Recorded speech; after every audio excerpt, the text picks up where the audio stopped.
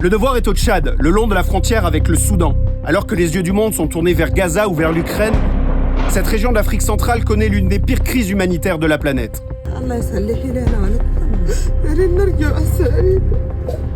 Depuis l'éclatement de la guerre civile au Soudan en avril 2023, ce sont ainsi des centaines de milliers de personnes, majoritairement des femmes et des enfants, qui ont fui la brutalité des combats, mais aussi le nettoyage ethnique en cours dans la province soudanaise du Darfour.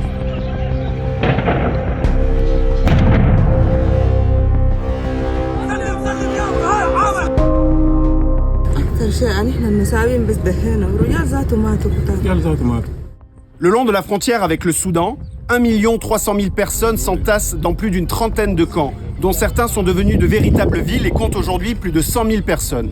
Pour faire face à cet afflux constant de réfugiés, le Tchad, qui compte déjà parmi les pays les plus pauvres de la planète, n'a d'autre choix que de se reposer sur l'aide étrangère.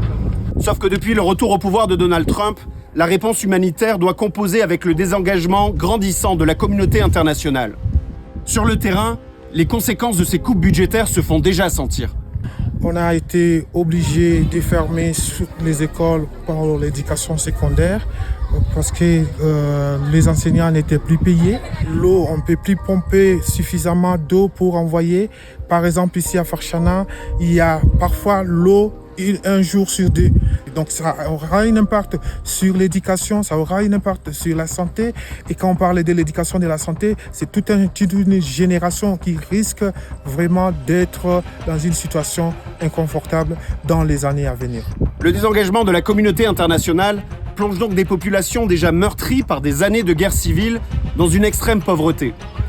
Pour vous donner une idée, on compte aujourd'hui au Tchad près de 3 millions d'enfants qui ne vont pas à l'école et la plupart souffrent de malnutrition. C'est donc une véritable bombe à retardement pour ce pays aux besoins immenses, mais aussi pour tout un continent. Pour en savoir plus sur cette crise qui grandit dans l'ombre, je vous invite à lire l'ensemble de nos reportages dans les pages du Devoir ainsi que sur toutes nos plateformes numériques.